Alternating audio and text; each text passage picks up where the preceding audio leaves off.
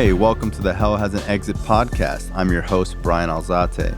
This show is not affiliated with any specific 12-step program. If you or a loved one is struggling with an addiction, please find a local 12-step meeting. If you believe you may need detox or drug treatment of any kind, please call 833-999-1877 to speak to a specialist. The show is sponsored by United Recovery Project, a state-of-the-art drug and alcohol rehab facility. You can visit our website at unitedrecoveryproject.com. Hey, welcome to Hell Has an Exit. I'm your host, Bryan Alzate. On this show, we interview guests who have stories of redemption and hope in changing their lives. Today, I have someone I've been trying to get on the show for a while. It's Grateful Ray. Ray, you're from New York? Yep, Queens. From Queens, New York. Queens, New York. Hey, that's what's up. So, tell me about your apparel. So you have a clothing company called Grateful. Correct. How long that's been going on for? I would say like 12 years now. Wow, 12 years. 12 years. That's dope. There's like different transitions though in those 12 years, like 5 years here, 5 years there, and then online. Gotcha. 5 years. Is that mainly what you do right now? That's all I do. That's cool. So how does your story start? Where does it all begin? Well, I was born in 1969. No, I'm just joking. That's like a Florida thing, right? Like every time somebody shares, they start right on their birthday. But I grew up in Queens, New York. Early on, broken household. My mom left when I was 2. My dad was an alcoholic. The typical addict story. Grew up in the streets. I grew up in this block that had a lot of buildings, and there was like 20 kids, and we kind of raised each other. At some point, drugs made its way in. I live in Jackson Heights, Queens, New York. That's the cocaine capital of the world, especially in like the 80s and 90s. Wow. We looked up to like the drug dealers in them days. So my story is weird because I sold drugs from an early age. But for the most part, before recovery, it was like a monkey selling bananas. I really never made no money. So when we talk about selling drugs, you're talking about like at what age were you selling? Like you were selling cocaine and crack? Nah, I started out with like weed. Okay. Like when I was like 12, 13. 12, 13. You buy like tray bags. Tray bags back then were like 20 joints in a tray bag. Tray bag is $3. You get like 20 joints out of them. Nobody rolls joints no more, right? I don't know. It's like blunts. Yeah. But yeah, we used to get like 20 joints out of a tray, and I would sell loose joints for $1. Okay. So I would make like 20 bucks for like $3. Yeah. So I was always like a hustler. Looking back, I was always an entrepreneur. I didn't know that then. I just took my talents to the street.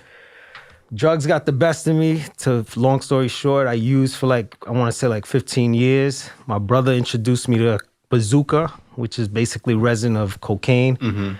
One day he didn't have no money. I had some money in my pocket. I didn't know anything about that. I knew to stay away from heroin at that time because we was like, we was up to like that being like the no drug. Back then I was doing like, weed and drinking and acid and stuff like that. But we would stay away from the hard drugs. But bazooka kind of swept in on the sneak tip. Gotcha. And then my brother... How old were you at this point? I was probably like 14. Okay. Mad young, 14, 15. My brother was already hooked. Like I didn't know what he was doing. All I know, he was like he was just on something. And then one day he didn't have any money, and I just happened to have a couple of dollars on me, so he invited me to hang out. I remember him copping this stuff. It was like white powder, and they were putting it in a little pipe, and he gave me a hit. And it really didn't get me. It got me high in the sense that I was just talking a lot. And looking back, they were jerking me. They were putting a little bit in, and then they were taking monster blasts. Yeah, they were taking big hits, and they was just sprinkling some. So that was my first experience with like bazooka. And then I didn't do it again. About 6 months, a year later, I was one of my other boys, and we were just bored in the hood. And I was like, yo, I remember one time me and my brother did this thing, bazooka, and he was like, yo, I did that with my cousin. Me and him were about 14, 15. My brother and his cousin were about, a couple of years older than us. So he got turned on by his cousin, I got turned on by my brother, and then we were like, yo, yeah, you want to go get some? So like at 14, 15, whatever age we were, we walked up to Roosevelt, which is like the cocaine capital of the world, and we actually copped bazooka in the street. Okay. We found it. We just walked up there. Think about that. Like I'm 52 now. I'm thinking about my kids, and I'm like, yo, could you imagine a 14-year-old kid walking around looking for crack or dope or heroin or pills and getting it. Yeah. Somebody actually saying, this is a good idea to serve this little kid. Well, they did. And then we did it, and then we didn't do it again. We copped, we went back to a building, we smoked like $30 worth, and then we went about our business. Then another 6 months later, we tried it again. Then another 3 months later. Then another 2 months later. Then another month. Then the next thing you know, it had me in a headlock. Mm-hmm. And long story short, I used for like 15 years. I got clean when I was 31. So for like 15 to plus 15 years. 15 plus years I used. And it was always like taking 2 steps forward and stumbling back, 10 steps. And throughout that whole time, I always sold drugs. Like I was always a hustler. I was always a street hustler. I never really made money. It was just like, I got by. It held you over, I would get a lick here, I would get a lick there. Most of the time I would mess up the money. But in my neighborhood, especially my block, like, I don't know, my block breeded some serious, allegedly, I don't like saying this, but breeded some serious hustlers. And even though I would mess the money up, they would let me live because, I just grew up on the block. And I don't mean literally, they wasn't going to kill me, but... Yeah, you were family to them. Family to them. They'd be like, he messed up again, and they'd just give me another pack or, whatever. Somehow it always fixed itself. And to be honest with you, I was always a stand-up guy, even at my worst. Like, if I borrowed money from you, if I told you I was going to bring you something back. I might have a story, but I'm coming back one day and correcting it. Might not be the day I said it, but I'm going to try. So for the most part, people trusted me even at my worst. So that carried me for years. Did it transition into crack eventually, right? Yeah, absolutely. It went from bazooka to crack. It's almost the same thing. A lot of people nowadays don't know about bazooka because it's so early on. So bazooka, you smoke it. Crack, you smoke it. Same crap. It's going to bring you to the same place, misery. It's like freebase and fucking crack. Exactly. It's almost, people are like, I never smoked crack. I did freebase. You're like... All right, buddy, but it's basically cocaine in smokable form. Correct. It's the resin of cocaine, from what I understand. So what was influencing you at the time? Because I like history, and I always like to see like what movies were out at that time, like what type of like music were y'all listening to? Like, I kind of picture like a Paid in Full type of thing, Nah, Paid in Full came way later. Yeah, but like in my mind, not so like it was the movie. Definitely Scarface. Yeah, Scarface was one of them. It was music was like old school hip hop, KRS-One, The Bridge, anything 90s. I'm talking early 90s, early 90s to early 2000s. I remember my stepmom. I remember sitting in the living room, and my stepmom, she had, and I love my stepmom, by the way, she had this face of disgust. And she looked at me one day and she said, "What do you want to do with your life?" And I said, "I want to be a drug dealer." From the heart. I said it from the heart. And I was like, I left my house when I was 16, so I was like 15 years old. 14 maybe. And I said it from the heart. I want to be a drug dealer. She just looked at me like, this kid's the devil. That's what I proceeded to try to be. But, with that monkey on your back, I never really succeeded. I never really got anywhere. I made whirlwinds of messes. Coming to recovery, long story short, I used for like 15 years, bumped my head all over the place. Old people didn't know. Madness, what comes with using. Robbing. I was in the newspaper. I robbed like 80 stores. There's so many legs to my story. Like literally, I've done so many things. But at the end, I got high for like 5 days straight. I was in this hotel. I came off on a little bit of money. That's another story. And when you come off on money and you're on a run, this was a 5-day run. No sleep, no eating, nothing. But for some reason, I knew that the person I was getting high with, in the beginning of the night, he was like a regular casual user. I don't know why. And the first day me and him were hanging out, I kept telling him, this is the last time I'm ever going to get high. This is the last time I'm ever going to use or drink anything. I don't know what made me say that, to be honest with you, because I probably said it a million times before. Yeah. But for some reason, this time I meant it. I don't know why, but I kind of felt like I meant it.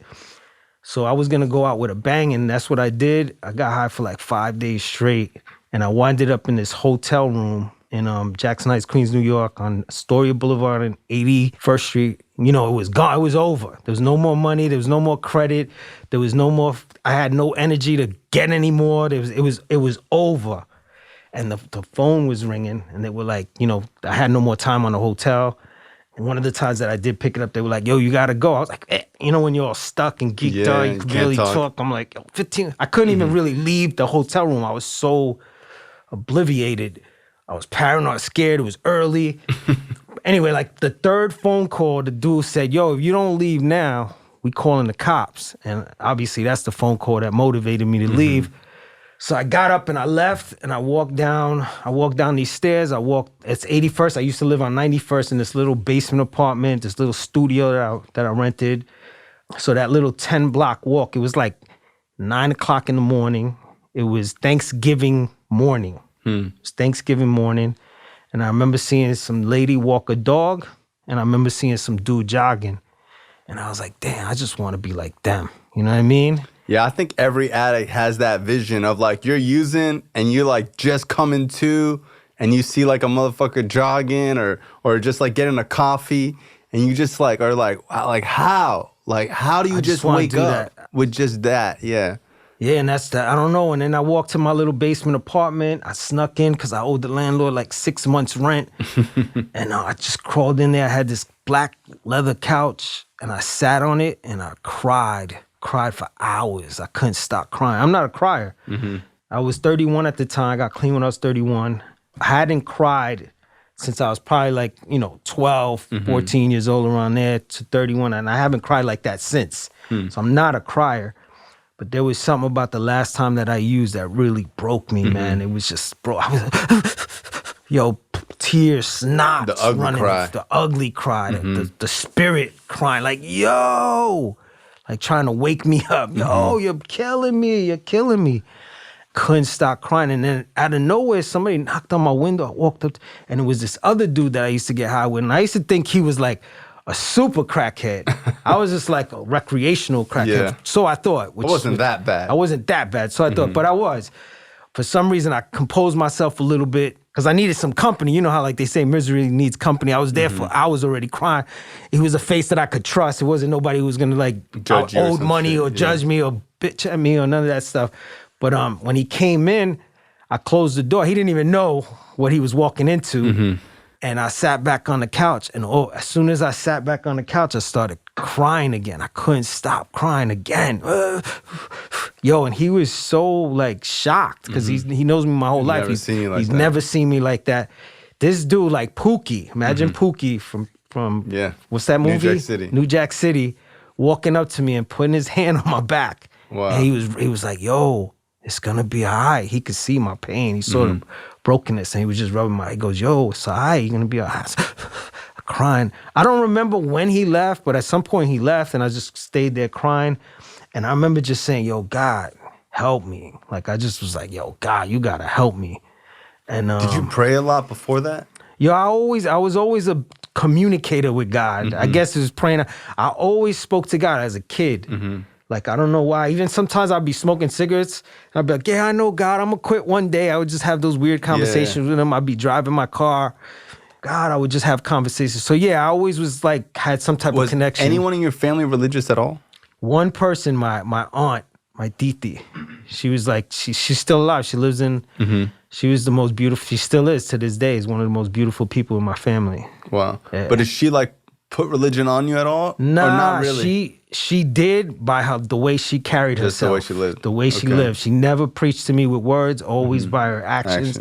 Till this day, she's still that beacon of light for me. She's just a beautiful person. I don't know where I got that. Like, I always believed. Like, I have many like stories. I could tell you 10 stories of how like God rocked my world before I really, got clean or built another level of relationship with him.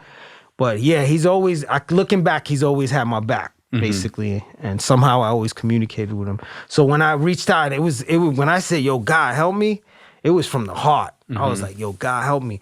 And it was like he reminded me, there was this other guy in the neighborhood, one of my childhood friends. He was one of the early ones who got hooked on drugs. He was out there, like really out there. Like, there was guys who get high 24/7.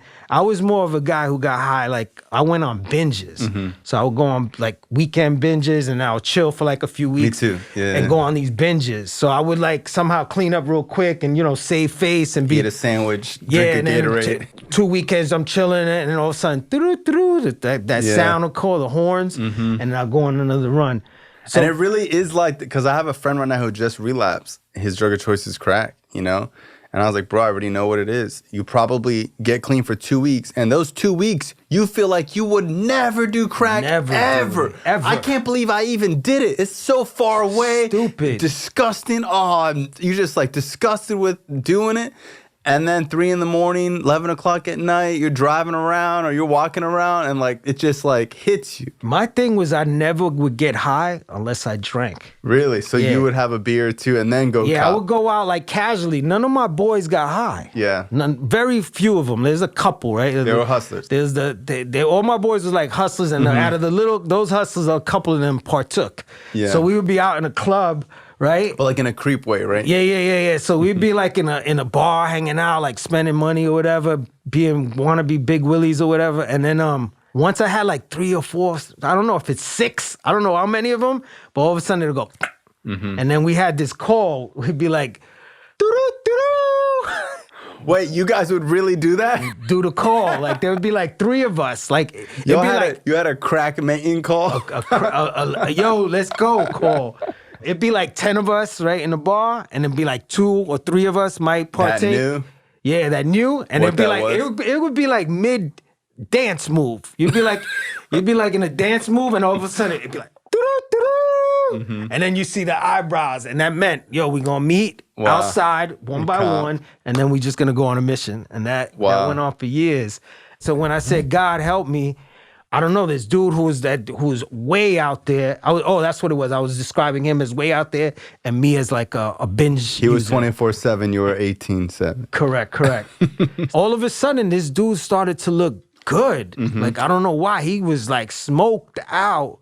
And then he just started to look a lot better. He's a tough guy. Just because he was an addict, he was a real body dude. And then he started looking really good and sharp, looking cleaner. And I remembered that when I said that little prayer, I was like, yo, God, you gotta help me. He put that dude, and I called him and I said, I knew he was going somewhere. I didn't know where he was going. I didn't know about NA. I knew about AA, but I didn't know about NA at that time. And I had called him maybe like the next day. Like I cried myself to sleep. It was Thanksgiving evening. That's a whole nother story. I went to my girl's house, who's now my wife. That's another story. But anyway, the next day I called my man who got clean. Now I know that he got clean.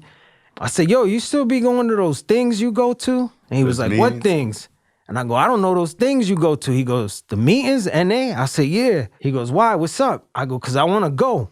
And he was like, you want to go? Because I was kind of like that dude, the binge dude. Like, that didn't like think if he you had didn't that much of a problem. know me, like you might have not known. But at the end, more people knew than not. You get what I'm saying, to be honest with you. But he was like, you? And I was like, yeah, me. When he said you, I literally remember having the out to be like, nah, I'm just messing with you.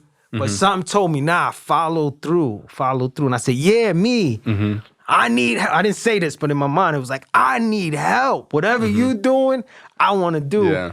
I went to my first meeting after 3 days because I couldn't go to the meeting looking the way I did. I thought. So I told him I'd go with him, but I felt like I needed to rest a little bit, to like clean get up, my weight up, get a shave. Like I needed to go in there like I was somebody who's, you know how it is. Yeah, well, I didn't get my first white key tag because I didn't want no one to know I was new. I was like, I didn't want to be the guy who's brand new. Yeah.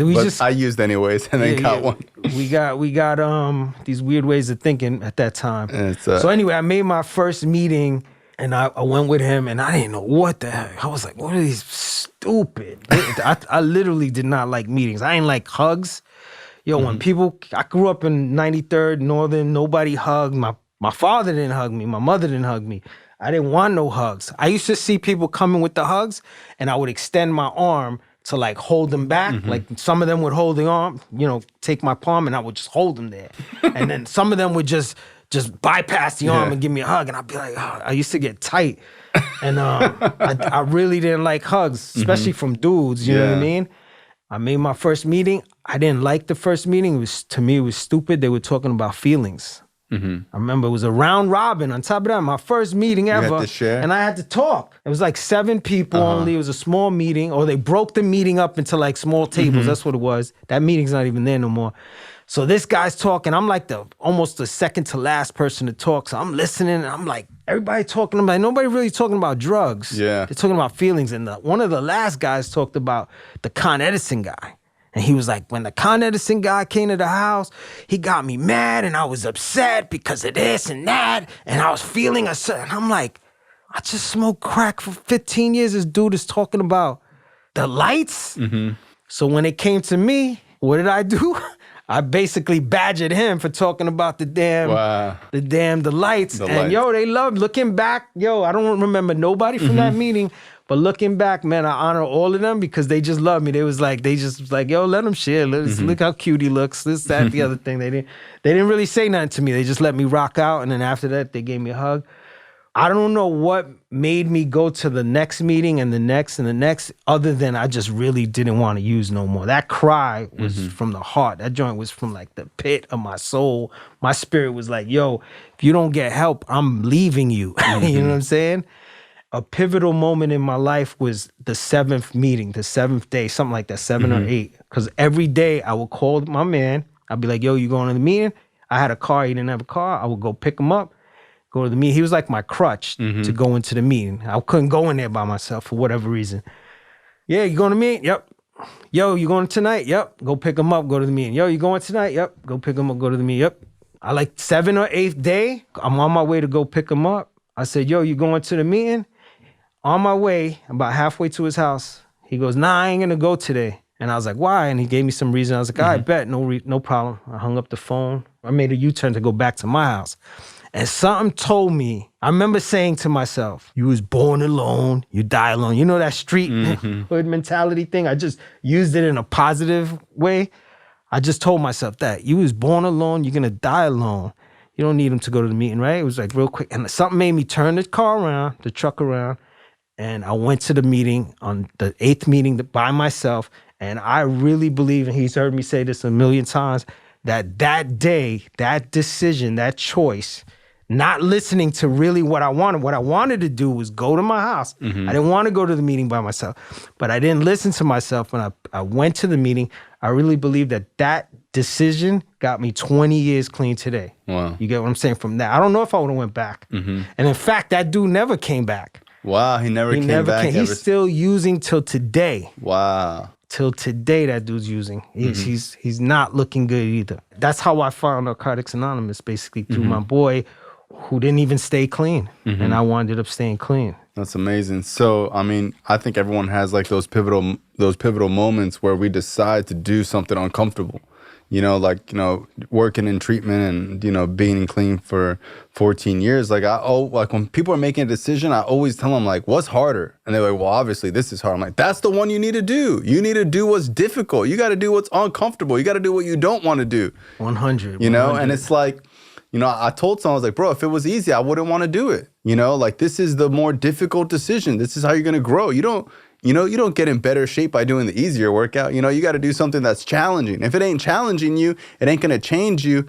And I tell people all the time, like, bro, you are so far off course, little corrections ain't going to bring you back. You got to do something drastic, something major to pull you all the way this way, because them little changes aren't going to be significant and they're not going to be lasting. Yeah. You know, if you want lasting and significant change, you gotta kill a fly with a hammer. It's hard to see it in the moment, you know, like, it's easy for someone else to pinpoint it, but when it's you, you're like, but what's the difference if I go to halfway or I go home? Like, it's not that big of a deal. You don't see how important it is. Yeah, you don't see how, like, I couldn't have seen then how critical of a moment that was for me. Like, I was just sitting in a regular car, like I was sitting in front of your house 2 seconds ago. It was the same thing. I was sitting in my truck, go to the meeting or not go to the meeting, right? It's not too much. It's like, but that one decision changed my life, to be honest with you. So what else happened in your story, your first year clean, where like you started to go to meetings and not think like all these people are crazy? Like, what happened to your spirit and like your mentality where you started to, I would imagine, like fall in love with the program and see the benefit of it? Because for me, it was like, you know, 2 steps forward and then 2 steps, like my skepticism and my belief and my hope was constantly battling each other for a long time. I feel like, honestly, my spirit was just leading me. Because looking back, I'm like, I don't know what made me stay. But I know where I was like, yo, I found a home. Because I'm an introvert by nature. So this guy you're talking to right now is just a product of Narcotics Anonymous. God is stretching me. He's making me more comfortable in my own skin. But when I got to the rooms first. For the first 5 years, I never raised my hand. People knew me, like, hi, and that stuff. But I only had like 2 intimate relationships with my boy, 2 of my boys who I'm still cool with today. So for the most part, I would just go to meetings and be quiet. I told you my mom left when I was 2. My dad was an alcoholic. He never really affirmed me. My 30-day keychain, right? They said make 90 meetings in 90 days. I was making like 200 meetings. I made like 230 meetings in 90 days. I just didn't want to use no more. And for whatever reason, I was just making meetings. It wasn't even like I made a conscious decision. I just was making meetings. My 30-day keychain, it wasn't like I was excited to get it. It wasn't like I was like, yeah, I did it. There was nothing special going on in my mind other than that, oh, snap, 30 days, I could get my keychain. But when they said anybody got 30 days clean, and I stood up and the room roared, they went, roar, and they started clapping. First of all, I didn't even know they recognized me like that. I didn't know. Because I had seen it happen to other people, and it's like, oh, congrats, But when it's you, I remember the first time, and it was you don't, even though you had seen it happen, when it's your applause. It did something. Because when's the last time anyone ever applauded you? I don't even remember. At that point in my life. So that's when I was like, again, not even subconsciously, I think I was like, this is for me. I found a place that I could call home. Because I remember how I felt. It was like that. I was like that boy, and my dad said, "Good job." Yeah. You know what I'm saying? When I was young, I was on the honor roll, but nobody cared. I remember begging my pops, and I love my dad, by the way. We built a beautiful relationship when I got clean. When I was young, I would tell him that I wanted him to come to the PTA. What is it? The ceremony, whatever. Yeah. I would be excited just to show my piece of paper on the wall, honor student, this, that. Nobody would come. I remember making a conscious decision, and I'd be like, F it, nobody cares. I'm just going to bail. And I bailed because nobody cared. So when Narcotics Anonymous came and they filled in that blank, and then I just kind of subconsciously fell in love with meetings. Yeah, I always say that 12-step meetings were the first place where I was able to feel love. Not that my family didn't love me. I just had such a barrier between human connection that I just couldn't feel it because I just felt so unworthy. I felt like such a scumbag. I was like, man, because my family would say, yo, we love you. And I just never felt it. I never seeped in. But when I would go to meetings and it's just something about other crackheads and junkies, just other people that use like you. It's different, special. It was just like a connection that I had lost. And I couldn't even remember. I don't think I ever had that connection. Yeah. I definitely had it as a kid, but some people never really had it. I always say it felt like sliding into home base. It just felt like. And people cheering. Yeah, it just felt like. I slid into home base other times, and if nobody, it was like. And no one cared. Cricket. Yeah, and you're like, why am I doing all this work? It was the first time somebody cheered for me. Yeah. That's kind of what it was like. And the key tags are so. It's so crazy how a piece of plastic could mean more than any material thing I ever had wanted, because it's I used to dream about getting, the 6-month key tag and the glow-in-the-dark key tag. And I would just be like, what is it? What would that feel like? It's like this piece of plastic. And it's no one's checking if you didn't use. It's all, voluntary and on the honor system, right? But it's just something about the people who invented the program that saw that when we have pride and care about something that we will protect it. Affirmation, yeah, and we protect it, And I tell people all the time, bro, if you don't care about your clean time, you're going to lose it. And it's the first time I had something that no one else could take from me. Correct. And no one gave to me, and it felt good. Felt real good. Yeah. So the thing is, so my story is crazy. So I told you I grew up, on my block, we always sold drugs.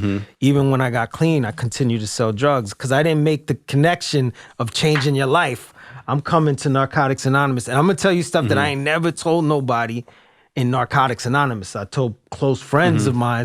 I'll share this here exclusively. This is literally the first time I ever share what I did while being clean. I sold drugs the first, I want to say 7 years. Wow. So that person who always sold drugs, who never really made money, a monkey selling bananas, who always owed, when I got clean, you were trapping. I never realized how responsible I was. So you remind you, I had this people trusted me and respected me using. So now I'm getting clean. I was like, you know what? I didn't have no real income at the time. I put together this little weed route. So I would buy like little weed and I would serve people like 50s of weed and I would go make meetings. And my time slot was like 10 to 7. So I put together a route. I had a phone number, 10 to 7. And before you know it, it grew. And the reason why it was 10 to 7 is because 10 is when people start getting up. 7, I could stop and go make a meeting. Gotcha. And after that, I was just going home. It was like a responsible. Yeah, it was a 9 to 5. Yeah, it was like a responsible like route. Because I was so responsible and punctual, like when you called me, you wanted a 50 of weed, I'd be there in 10 minutes. So after a while, that became, yo, this dude is mad responsible. That whole thing grew. So now I'm making meetings. I go from making, $500 a week, $200, $300 to $1,000 a week with this route, making meetings. I'm like an avid meeting maker. Like I'm serious about staying clean. The part about changing my life didn't kick in till later on. Like I literally didn't see anything wrong with it. This little route grows. Now I'm buying pounds of weed and I'm breaking them down to this route. So you're off a pound of weed, I'm making like $5 grand, 10 grand, 6 grand, whatever it was. It's like 12 years ago, 14 years ago, whatever. More. It's 20 years ago. 20 years ago, yeah. Clean 20 years. And then out of nowhere, people would say, yo, can you get me an ounce? I'd be like, yeah, I get you an ounce. I'm one of those guys, you tell me to, I get you anything you need. Like whether legally, illegally, whether you want to go to the moon, let's go, I'll get you there. I know a guy. Yeah, I know a guy, I'll get you there. Even if I don't know how to do it, I'll never tell you no. Even till today, that's the reason why I'm pretty successful today is because I practice the same principles. So the first 5 years, I'm hustling and it grew. It grew from like this nickel bag, thing route to like dealing with like weight. I go from dealing like 50s to ounces to half pounds to pound here, 2 pounds there, 50 pounds, 100 pounds. So at some point I'm juggling. I'm literally driving around with, I feel mad funny saying this because I never said it I never shared this in a meeting ever. So this because sometimes in a meeting, it's like a newcomer will hear this story and be like, see, I can sell weed, Yeah. So it's like, I understand, but at the same time, it's like, I think so many people do that and don't talk about it. Correct. At the same time. There's pain that comes with it too. Bro, there was a group of guys, man, they all had like 20 years clean and they all got locked up and they were selling heroin the entire time. And it's like, you never knew that, but it's like, I feel like, bro, you could have just told somebody, because like what kills me is like the guilt and shame, because, bro, they were active in recovery. They went to meetings for years. It's a shame because it's like, just like you, I could never sell drugs either. Always had them and had a plug and knew someone. Whatever you do, whether it's illegal or legal, it's the same thing. It's product, marketing, 100%. and connections. 100%. So if you would have just applied that to anything, bro, you could have sold pressure cleaning door to door and killed it. 100%. You could have started a car wash. You could have done whatever. It's the same concept. Same exact thing. I do the same thing today, actually. Of course. Yeah. So I go from doing the nickel and diamond to this, and next thing you know, I'm moving hundreds of pounds of weed on a monthly basis, regular. I'm going to meetings with hundreds of pounds, with bundles, with bricks of weed. You know the big bricks of weed, the Arizonas back then. And I'm going to meetings, and I'm meeting my connects. I'm making money. I go from having like $3,000 in the stash to $5,000. So you had a sponsor at this point? Nah. Okay, so you were just a meeting maker. I was just a meeting maker. Abstinent. I was just not using. And never worked the 12 steps. Never worked the 12 steps. You had a service commitment? No, but one time, I did. Okay, so you did like a little service here and there. Yeah. I was serious about staying clean. That's one thing. I'm not saying you weren't. Yeah, that's one thing. I'm not saying you weren't. I was like, it didn't click in for me, the life-changing thing. Later on, as this thing all grew, I started to feel the hypocrisy in it. So hundreds of pounds of weed. Then I start getting into the other stuff. My boy, now I'm like the go-to guy in the street. I'm clean 2-3 years. I clean up fast too, by the way. Especially like my word was already, I had a good name in the street already. Now it's almost like me being clean for 2 years. Nobody even remembered like some of the dudes. Used to be they kind of, but it was like, He's solid. He's solid. Yeah. He just had a little mess up. It was like they didn't even know. So fronting me stuff on the arm, like hundreds of thousands of dollars worth of work, was like nothing. It was like normal. But the program started to seep in because I stayed making meetings. I'm talking at 4 or 5 meetings a week. on a regular. Would you ever run into somebody in the rooms that you had met serving? Nah, because so that never happened. Because remember, the serving, my little route was like the first year clean, and that was like weed. Maybe I might have. I don't think. Okay, so after that, you're more of just the plug that would break off the people. I was a weight guy, and the weight guys, when you're on another level of that game, it ain't really. That stuff you see in the movies, it's really like the guys you would never imagine. Like some of my major connects, you would look at him and think he's just a bozo. Yeah, I remember meeting people that were the plug and they work at FPL and they got a family and everything, and they don't even look like they ever sold drugs. Yeah, correct. Like the D boys with the cars and like the flashy shit. Those are like the bottom. Most people who are successful in that game aren't addicts in NA too. Mm-hmm. You know what I'm saying? Exactly. I was like one of the few. I was like an anomaly. Yes, sir. And mind you, I'm making meetings. Nobody knows this. All they know is I'm pulling up with big trucks, big rims. I look like, a little kind of flashy guy. And I wasn't too flashy. I flashed for like my first year. And then you toned it down. And then I toned it down because it started to get serious. And I was like, I'm going to come home and be duct taped one day. You know what I'm saying?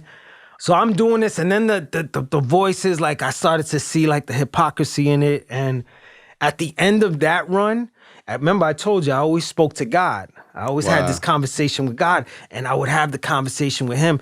And then I started to realize that it didn't matter. Like I thought growing up poor was the problem. Mm-hmm. Now here it is, I had acquired a bunch of junk, trucks, boats, big house in Long Island, bunch of money under the bed. Like I remember one time I came to Miami to pick up some work, and I came outside the hotel and I just walked. It was a beautiful, morning, Saturday morning. And I was like, this is what rich people feel like. I literally was like rich almost in a hood sense. You know what I mean? Like, I didn't have millions of dollars, but shoot, the money I had was millions of dollars compared to where I came from. You know what I'm saying? It didn't really fill that void. Mm-hmm. It was really cool keeping it 100. It was really cool when everybody was at my house at the barbecue, and I'm spending $500 a week on meat and everybody. And then when everybody would start to leave, I would still be like that. And there was something still missing, and I'd be like, "What's up?" I remember one time driving with my close friends and telling them, I'd be like, and this is before I really I'm a Christian now, so I gave my life to Christ at some point in the story. Not at that time. I didn't even know about Christianity. I didn't know about Jesus. I didn't know about, all I knew about this relationship that I had with God. And I remember telling my boy, yo, this devil guy is nice. And he was like, what you talking about? I go, yo, it don't matter whether I was using or I'm on this side, whether I'm on this side of the fence or that side. When I was using, I'd be paranoid. I'd be looking over my shoulder. I'd be having to dip and dive. Now I'm on this side getting money. I'm paranoid. I'm looking on.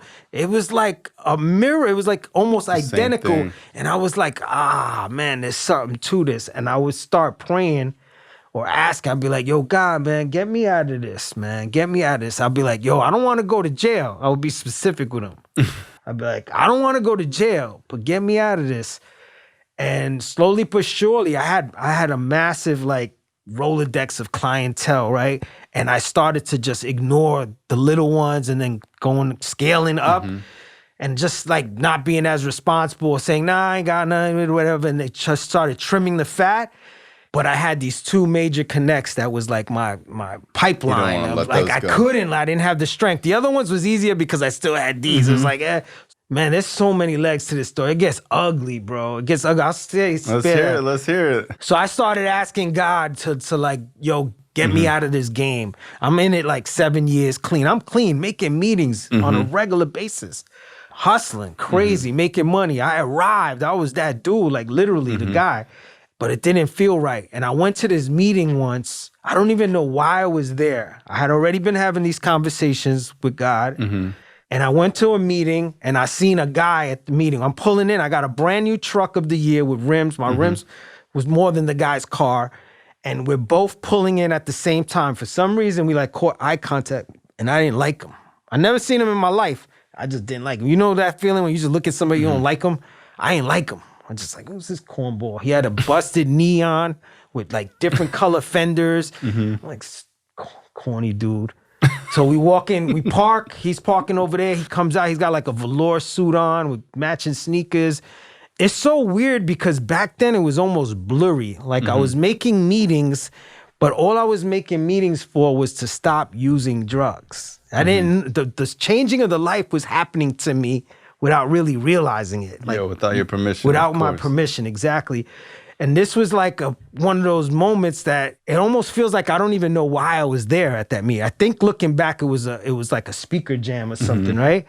The guy who I don't like for no reason, like I don't like this guy for no reason in the world, he winds up being the damn speaker, right? And I'm like, what the hell is this comedy boy gonna say? I'm like mad. Yo, he starts talking and he's talking my language. And then he said one thing that changed my life. He said, you can't fill a spiritual void with things of the physical. And that joint was like a fiery dart to my heart. Because up to that point, that's what was going on. Here I am making all this money. I'm clean. It was fun. Don't get me wrong. I had fun. I was having fun. But if I had to keep it 100 with you, none of the fun was, it was like instant gratification. And then on the low, loneliness and void and confusion and no purpose. So when he said that, I was like, oh, subconsciously again, I wasn't even sharp enough to really grasp what that meant, but it hit me. And that dude was Pastor Raymond Ramos. Wow. Yeah, so I never seen him before that meeting. Wow. Now that one line was like the catalyst. It was like my boy, like took me to the first meeting. That took me to a whole nother level of recovery. This is 13 years ago It's about 13 years ago. So now I'm like, it's funny, I always say this. It was like I went in there with this big old truck and it was like I went home on a big wheel. Like I was just riding this little big wheel home. He like rocked my world. Say, what comes from the heart reaches the heart. And there's some stuff that when you hear it, you can't unhear. Like, you can't unring a bell. Correct. And it's like once someone like shows you the curtain, like pulls the curtain and shows you the truth, you can never see it the same way. You can never see it again. It was like it was what I was looking for. I didn't understand. I couldn't see like that. And he took my blinders and he just opened them up. I said, I was like, wow. So then I used to find out where he was going to be and I would go hang out with him. And very awkward because this person you see right now is far from that person over there. I was super introverted. If I didn't grow up with you, I didn't talk to you, period. Meetings, nobody talked to me. Nobody ever talked to me. I didn't talk to anybody, I should say. So when I would go around them, all I know is that I wanted to be around them, but it was awkward because I don't even know how to really communicate. I'm like, yo, what's up, my man? We want to get a burger? Like, I don't know that language. It's like if I didn't grow up with you or we didn't click, every once in a while I'll click with people, that's one thing. But that wasn't the case with him. He said something that clicked with me, but me and him didn't click off the bat. So I would hang out with him sometimes and he'd be like, mad awkward. And then he would start to invite me, obviously he's an NA guy, but he started a church. He would start to invite me to his After a while, I'm speeding through it because it was like 2 years before he even mentioned that. Like I'm just hanging out with him and he would just start to get to know me. And then he knew I did something. I never told him what I was doing, but he knew I did something. It was just clear. I could hang out whenever the hell I want. He'd be like, yo, you want to go here? It'd be like 12 and a half. Yeah, I'll meet you there. But I always had money. Always had a nice truck and stuff like that. And then one day he was like, yo, why don't you visit my church? At this point, I kind of sensed that he was like a pastor. And I was like, nah, man, I'll be involved in some things. Like, I feel like a hypocrite going to church. And he was like, so what? Keep doing what you're doing. Just come visit. I was like, oh, snap. For real? I could keep doing what I'm doing? Like, I didn't know that. I thought you had to go to church or squeaky clean. Yeah. And then I started to visit the church a little bit. But the thing that got me to stop selling, that was like all of this stuff is what got me to stop selling. It was me wanting to get out, not necessarily knowing how to get out, and then God using certain people and certain things. Or another time, like at the end, like when I was searching for a way out, my boy had asked me to do him a favor and go serve somebody. So I went to go serve somebody, and I remember knocking on the door, and I remember hearing the footsteps, like jump off the couch and run. And I was like, damn, I remember being on that side of the door. Like I could see the person without seeing them. Because when you call the cop dude, you're like waiting, you finally get the door, you bounce up, and then when they opened the door, I gave them whatever it was. I remember that was another part that I was like, yo, man, I don't want to do this no more. I don't really want to do this no more. I can't really get into the other stuff, to be honest with you, because it'd be too much. I wound up losing a huge package. Something happened with a load, basically, right? And the thing that happened with the load was punishable by death, right? And I'm down with it. Like, I'm not a gangster dude. I'm not a murder dude. But I always been a dude that I'm more afraid of what you think about me. Back then anyway, not too much today. You get what I'm saying? I'm more afraid of you thinking I'm a punk than me being a punk. Does that make sense? Yeah. So when this happened, I knew at the level I was at, I had to take care of this a certain way. Yo, for like about a month, I'm carving out mad details, by the way, but I think you get the point. I tried to find this. I tried to, make this happen. I would get close, but I wouldn't be able to, Long story short, I remember one day I was on my couch. I had a big freaking house, right? Here I am. I grew up in the hood, poor as hell, crackhead, drug addict. I'm clean, whatever, 7, 8, 9, 10 years. I don't remember at the time. I got a big house. I got a boat. I got trucks. I got paper under the bed, like crazy money. I'm sparing the details for whatever reason. And I remember sitting there saying, yo, I'm about to do some next level stuff. That's crazy how the devil operates. Think about that. Like, I'm thinking I got clean. That's a beautiful thing. But somehow I still took it to a bad place. What I thought was me trying to get ahead was about to choke me out for life, because there's no getting away with things no more. Yeah, anybody in that game is like 99.9% end up dead or in prison. Correct. Yo, I stood up. It was almost parallel to me being in the basement, smoked out. But here it is. I'm like a Fresh Prince of Bel-Air version of it. Right? You know what I mean? I'm like a polished. Now I'm on the couch, polished. Same feeling. Still broken. Same pain. About to throw my life out the window. Literally. I stood up again and I said, yo, God, help me. Yo, help me. And I went upstairs. I fell asleep and I woke up a completely different man. I stopped hustling. I stopped doing, I can't even say this stuff, on this thing. It was like literally, I don't know if you've ever read the Bible, but there's a story about Saul Paul. It was like a Saul Paul moment. It was like a transformation in my life. Because it was like I was literally going to go down a really bad path. I had a choice, again, just like I had a choice on my 8th day, I had a choice to go to the meeting or not go to the meeting. Here it is, 10 years later, whatever time later, I have another choice. To do this or not to do this. And somehow God gave me the strength not to do it. And my life has changed on a whole nother level from that day again. So how did your life start to change with, when did you like link up with Pastor Raymond or get a sponsor or start changing spiritually and doing like the constructive thing that changes your thinking and everything? It was right then in that moment. It was that moment. And then I started to hang out with Raymond more. I had some paper, I had some money. And but now I literally stopped. I went from making XX crazy money to making zero. Now I have like a little nest egg of some money, but my bills, I was living so grand that I didn't own the house outright. And this was like 2006, something like that. Actually, it was like 2008 when the crash. It was like the crash. So I bought high, and now the market is crashing. I got all this money tied up in the crib. My mortgage is crazy. I'm paying all these bills. My money's going down, down, down. Absorbing this new way of life, not hustling, explaining to some of my people. They're like, yo, what's up with you? There's like a chain that goes on. So if you leave the chain or you break the chain, people are like, you're messing their money up. Yeah. But the funny thing is, I wasn't dedicated enough to connect them. Yeah. You just let it. I just let it go, but I wasn't willing enough to be like, all right, Joe, meet Tommy, and y'all continue. For some reason I had like a reservation. Yeah. So it's I kind of messed up my peoples in a way. But because you're like, well, I don't want to introduce y'all in case I come back. In case I come back, exactly. 2 years, no money coming in, all my money going out. I put my house on the market to check. I couldn't afford it no more. I knew that. No buys, nothing coming in.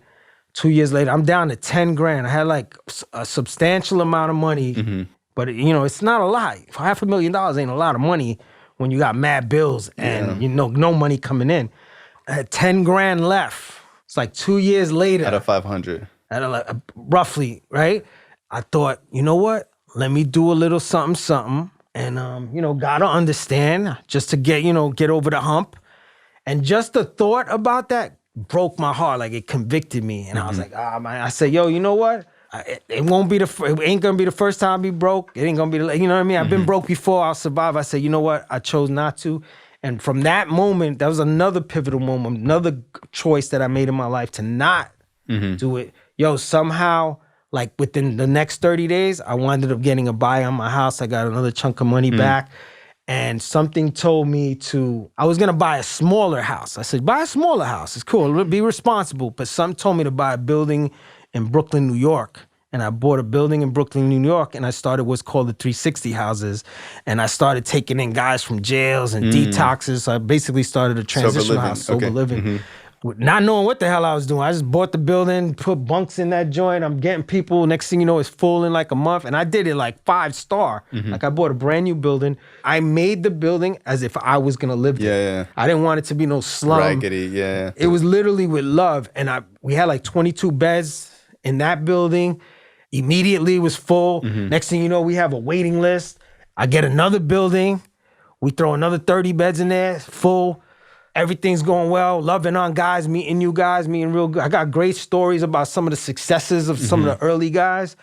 One of the guys is on a hit show right now, Euphoria. Wow. Mousy. That came through your house? Came through my house. Mousy, the dude with the tattoos. That's my man, Miko. Shout out to Miko. Oh my God, that's crazy. Yeah, he's there's many success stories coming through. But anyway, like 3-4 years into doing that, I was running out of money again. I was really getting no money from nobody. It was kind of like just like, we were getting money from here and there, but for the most part, I had to come out of pocket every month.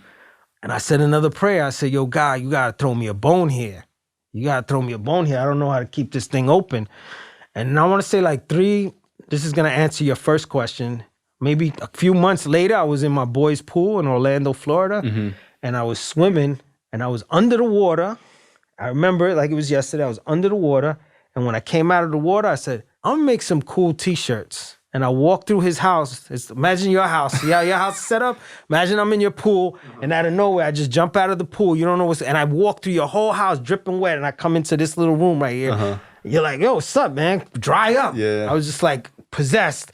And I grabbed a napkin, and I drew Grateful on the napkin, and that's where the brand started, was right there. Wow. And it basically, that's why I said there's like 3 chapters At that point, you were clean 15 years? I would 12, have to like 13, something like that. Okay.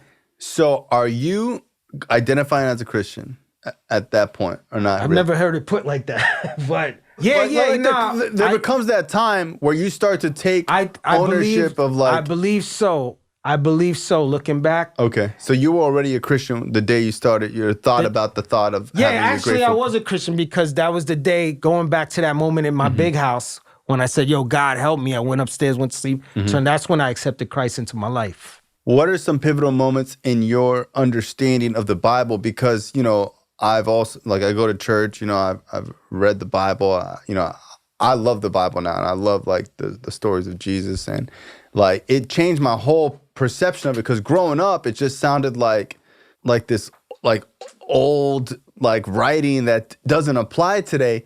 And it's really crazy how every story is so applicable in the daily life.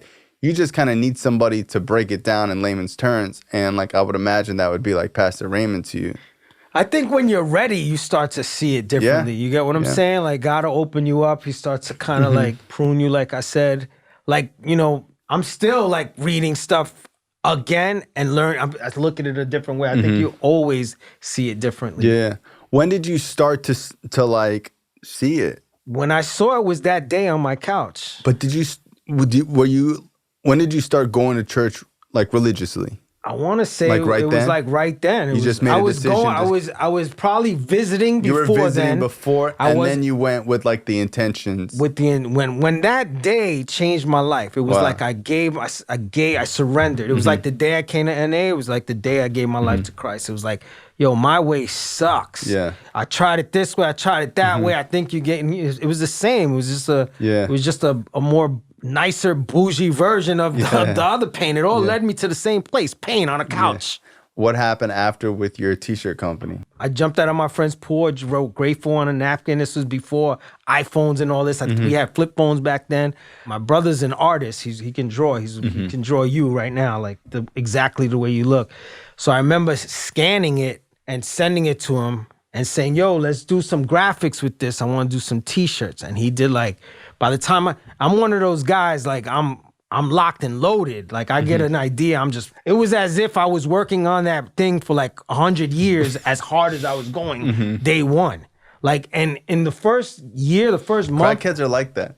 Huh? I said crackheads are like that. Crackheads are like that. That's crazy. But I literally thought Grateful was big when I had no reason to think it was big. You believed in it. I've just always believed in it. So then and it just started to sell merch to keep the 360 House doors open. I didn't intend it to be a brand. So you were like, yo, if I sell this merch, it'll be additional income. And it's like kind of, if you buy the t-shirt, you're supporting the house. 100%. In fact, back then we were doing 25% of the proceeds were going to the 360 House. And in all reality, all of it was going to... Yeah. So like I had a t-shirt thing for a while, and it's like, my biggest thing was like the shipping.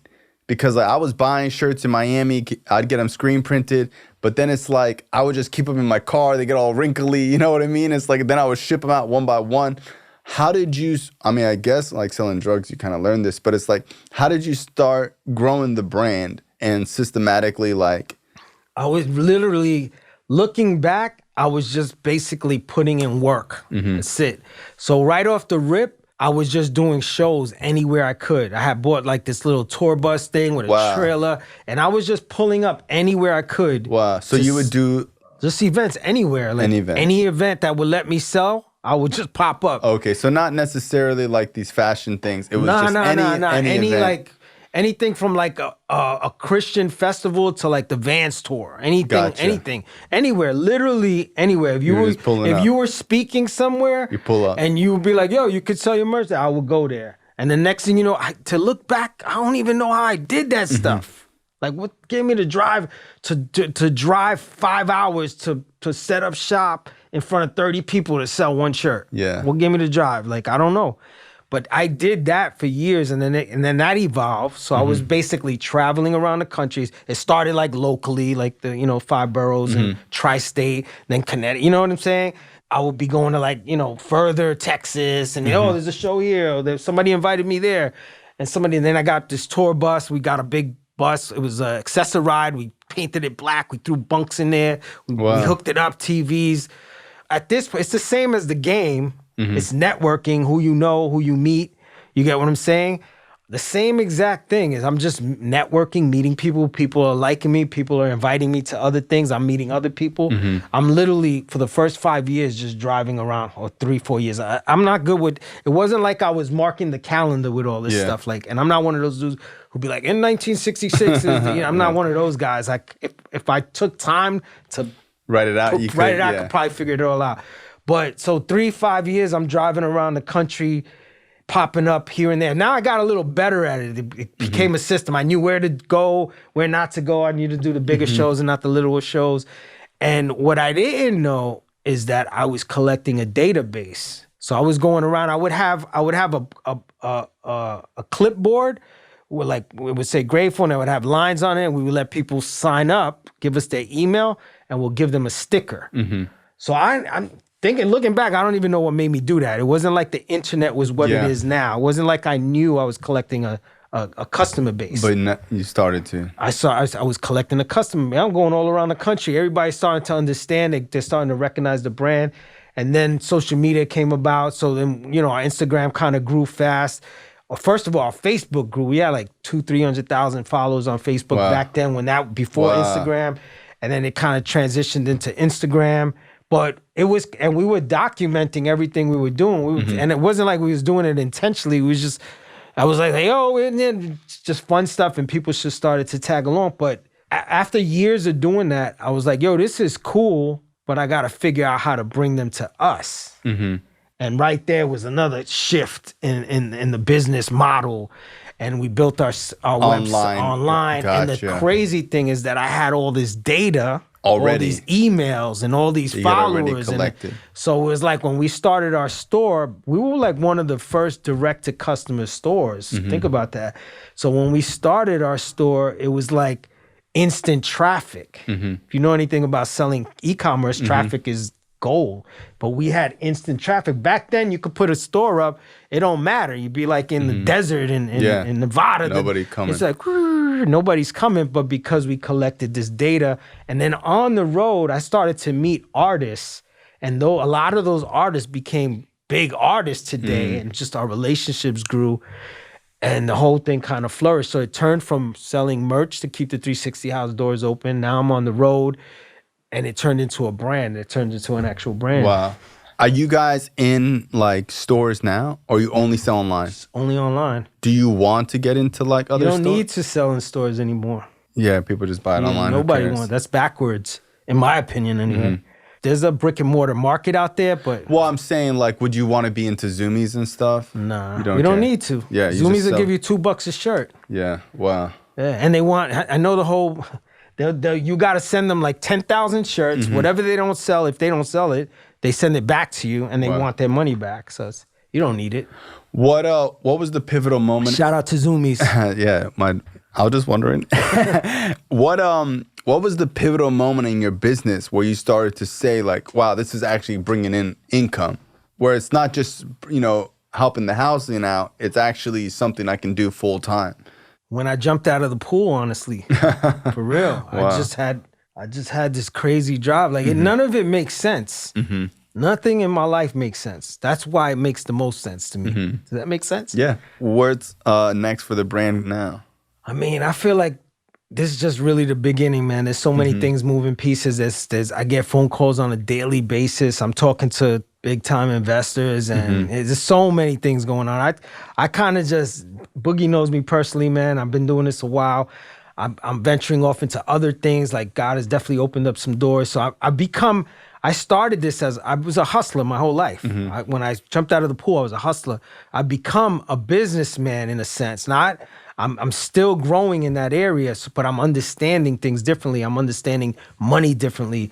So I'm more I'm planning the next 10 years. Does that make sense? Yeah. Yeah, so. Yeah, strategically. What is, because I see that you guys change your clothes a lot, right? With new collections? Yeah, like new collections. Yeah. How often do you do a new collection? We do it like quarterly. We drop new pieces weekly, and then we do collections quarterly. Gotcha. Yeah, because like, I remember like I went on there, I bought like a whole bunch of stuff, and then like, I don't know, it was like a couple months later, I looked on like, wow, there's all this new shit on there. So you're dropping stuff every quarter. Yeah. We definitely working. Okay. Yeah. Yeah, I got the shorts, I got the hoodies. We got a bunch of new stuff coming soon. I got some other stuff going on too. Keep Coming Back too for Narcotics Anonymous. Really? Yeah, keepcomingback.co.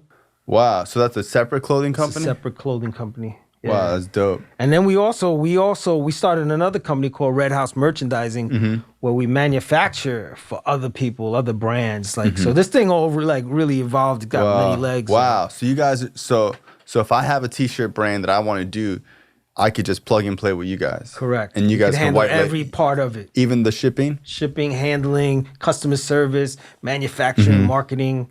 Wow. Email, everything. That's dope. How many people you have signed up now that you do it for? I want to say we have 8 clients, and that's because we're kind of selective. Like we used to have I could have 40, but that doesn't mean. Yeah, you want to be with people that have the vision. That actually have movement. I want to help somebody take it from like C to D, E, F, G. You know what I mean? If that makes sense. Scale. I want somebody who's already. I want to help people.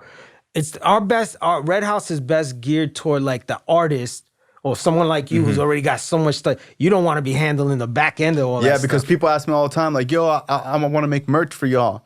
And I'm like, bro, like, I don't have the time and energy to like be going to FedEx every day and shipping stuff out at FedEx. People we look for, like artists who don't have the time to be dealing with customer service and stuff. Yeah. They just got a vision for like merchandise, and they'll submit. Because I have people all the time hit me up like, yo, can I get some merch?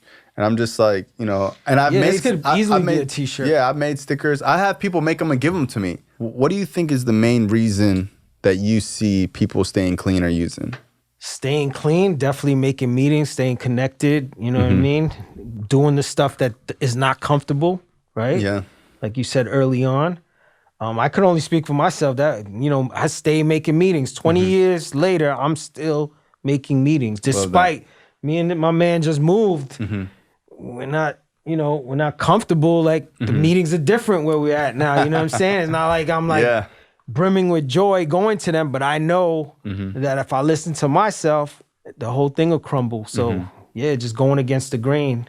What would you say to somebody who's like what has Christianity and religion done for you? Because I meet so many people that are so against religion, and like I was like that when I first got clean. Like I used to say like, oh man, if I touch a Bible, it'll burn, Like I didn't understand that, religion and Christianity is actually for people who are flawed, 100. So it's like, I try to get all my sponsees to do something. I'm like, bro, I don't care if you go to like a Hebrew place. I don't care if you're Muslim or whatever. I don't care if you do yoga, but I try to get them to do something. Like, what has it done for you? First of all, addressing the religion, Christianity thing. Christianity is more of a relationship. It's basically what I've been doing my whole life. I have a personal relationship with God. You get what I'm saying? He loves each and every one of us to death. You get what I'm saying? Religion to me is a bunch of practices, lighting candles and stuff like that. So that I don't even practice religious. I know what you mean. Like religion is more of a traditions that you do. Like Christianity is basically a relationship with saying, bro, man, my way sucks, bro. I just want to do things your way. And here's the instruction manual, the Bible, basically. Yeah. That's basically it. Hey, I appreciate you coming on the show. You killed it. You have an amazing story, man. Your brand, like I was telling you earlier, like, it's really hard to have a successful brand and have like a positive message attached to it, because like even with like rappers or whatever, like people just don't think that you could be successful and still be like positive, And it's like, I think that like I don't even know who you were, but as soon as I saw it, I was like, yo, I love this, Yeah, that's why I was on. Just to close with this, Boogie brought you to my attention. I never heard of the podcast either. And I was like, yo, honestly, man, people be asking. It's like, you can't do it all the time. So I was like, But then I was like, he put me onto it. So I was listening to it. You actually do a really good job. I was like, nah, I could rock with this dude. And I was telling him every once in a while, checking out. I was like, nah, I think I'm going to do it with him. I'll hit him up. But then when I saw you on YouTube, you was already rocking with us. He was rocking a hoodie, and I was like, I gotta rock with this dude. He's rocking with us already. Funny. So it was kind of cool, man. So I'm glad I appreciate we did that. It. Yeah. Hey, anytime you want to come back on the show, like my purpose in life with the podcast is that like I got clean listening to speaker tapes, and like no one does CDs no more. Like, bro, this guy changed my life with a CD. Yep. He gave me a speaker, a data disc with like 25 speakers on there. And these are cats with like 20, 30 years, and it changed my whole life. And it's like today, people don't have CDs. People don't really know where to go. The stuff that's out there, in my opinion, isn't really like that authentic. And it's like there are so many stories, story after story after story about people getting clean and changing their life that it blows my mind that people still call me and are like, man, I don't know if my son can get clean. I was like, bro, like how many people get clean on a daily basis? I had someone call me the other day, like, bro, I'm the worst. I don't think it could happen for me. And it's just like, bro, there's so much evidence of people with no teeth who get clean. People who sold themselves for like 10, 15, 20 years. You just got to get out of your own way. It's possible. Just get out of your way. Surrender. Your way sucks. And my way sucks. How's that working out for you? Yeah, how's that working out for you? Hey, that's thank a t-shirt. You. Yeah, how's that working out for you? I need that 5%. All right, so tell everyone where they could find you, where your Instagram's at, all that stuff. Yeah, so Instagram is @GratefulApparel. The website is gratefulapparel.com. You could just Google Grateful Clothing. We got a YouTube channel. It's called Stories for Days. Okay. Get some cool content on Stories for Days? Stories for Days. What's like the pretense of it? It's just Stories for Days. Okay. Exactly what it said. Anyone got a fire story to come on? Yeah, so I'm sure you'll be entertained. If when you're driving, just jump on. All right, bro. I appreciate you. Thank you so much, good looking, man. Love the show. Thank you.